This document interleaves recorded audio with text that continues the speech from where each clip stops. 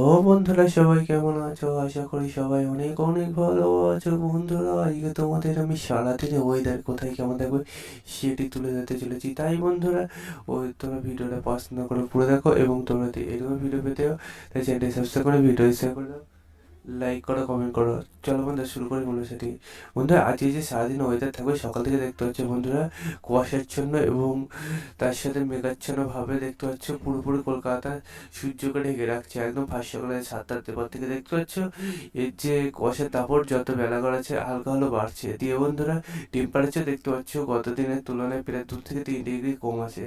এটা যত বেলা গড়াবে একই থাকবে, কিন্তু বন্ধুরা যত আমরা যদি 9টার পর দেখি, তাহলে বন্ধুরা টেম্পারেচার দেখতে পাবো হালকা একটুখানি বাড়বে।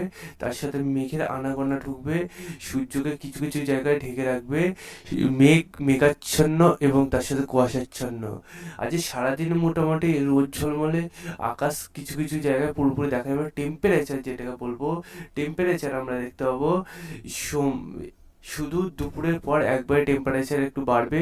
টেম্পারেচার নাই সারাদিনে কমে থাকবে বন্ধুরা। আজ 10টা, কমসে কম 10টা না বাজা পর্যন্ত আমরা কোনো সূর্য ভালো মতো দেখা হবে এমন আছে দেখতে পাচ্ছ বন্ধুরা। এবং রাতের গভীর রাতের দিকে দেখতে পাবো পুরোপুরি একটা মেঘের আনাগোনা ঢুকবে, মেঘের আনাগোনা এই প্রকারে চলতে থাকবে।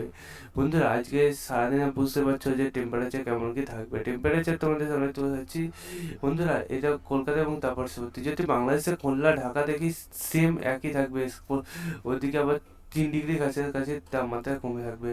বন্ধুরা, তাপমাত্রা এই যে হেরফের হচ্ছে বন্ধুরা, একটাই কারণ, পশ্চিমে একটা ঝঞ্ঝার জন্য। পশ্চিমী ঝঞ্ঝা যতক্ষণ না কাটবে বঙ্গবাসী, ততক্ষণ কোনো কিছু থেকে মুক্তি পাবে না।